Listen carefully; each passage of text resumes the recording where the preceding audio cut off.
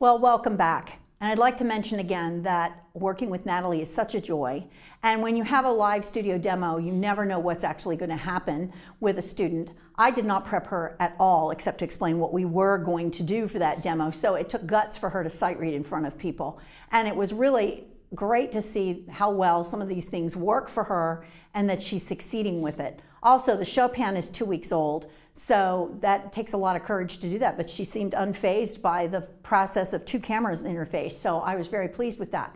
I wanted to close out this video with explaining a few things that I use in my studio. You saw me use the 4-star with her, and the way I do my sight reading in the studio is over the years I've collected sight reading books, different series, and I use them as borrow books because the students go through them pretty quickly and then they come in and trade it out for the next level higher.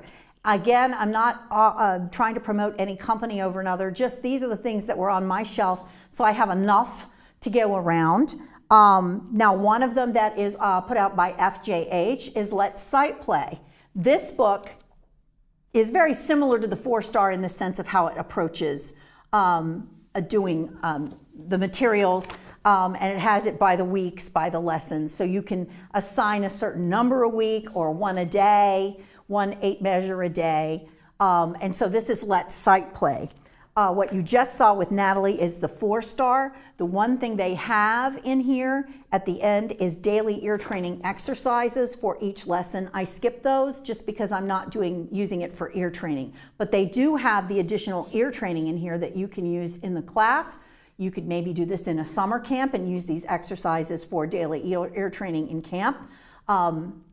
So that there are options. I tell them to skip the ear training just because if I'm going to do that, I'm going to do that in a group class setting. So that's 4-star, and that's put out by Frederick Harris. Okay, now here's another one that takes a very different approach that I've been experimenting with. It's called Sight Reading and Rhythm Every Day by Helen Marley and Kevin Olson. And they do sort of an interesting thing in that in the early books, do I have an early book? Yes, I do. This is book 1A. They really start back. They start back on single lines, and they cover hands alone through most of the book, which allows you to really start this right out of the, I would start it right out of the primer. Remember that you want to start the sight reading at, at least 2 levels, at least, below what they are playing as their instructional level, because if you won't get the fluency, the idea is to build fluency, but you have to build it from the bottom up. So this 1A for this FJH curriculum with Marley and Olson, you can start right with book 2 because book 1 is because by then they're playing hands together, but this is all hands alone. So you have a whole book of hands alone. They do a right hand, they do a left hand, and then at the end they do an ensemble piece. Again, at the end of every lesson, they have an ensemble piece where you can make this the studio exercise. They can play the single line, and you can play a duet with them. So each of these books has their spin on sight reading, and they all have multiple levels all the way up through early advanced reading. So again, it's a matter of being consistent in keeping it, getting it in your studio and saying this is a priority for my studio that we read, so that they don't become stuck in their reading and then frustrated because it takes months and months to read a piece. You don't want that. That's not an instructional level for them. That means they're over their head.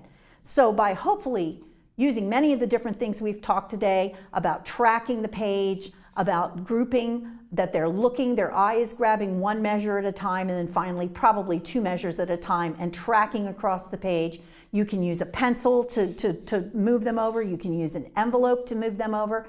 Once you explain what they're trying to do, every child knows what a scanner is. Once they get the idea that they're reading the same way they read a book and blending the notes together to make words, and the words make sentences, you're on your way to a better understanding of how reading fluency works and can be fluent. Because if they're fluent readers, they're going to get more done, they're going to be less frustrated trying to learn something, and they're going to even start reading things for their own enjoyment that they like. You can use these books. I use these to back up what I'm doing in the studio with just the general reading program that I put them on when they come. We do 1 in the summer, and then we break it up in the school year, and I try to hit sight reading twice in a month. So that everybody, if it's sight reading week, we all do a sight reading example in class, and then I send them home with something to do for the week. And as I said, because you just can't always do all the skills every week, it becomes too much. And I also want them to learn to transpose, and I want them to learn other things about the theory that's so important, and we just can't cover everything every week. So I hope this has helped you get an idea of how you can increase the fluency of reading in your studio. And I think materials are the key. As I showed you in an earlier segment, moving those method books through with things you have already taught them before they hit the method book.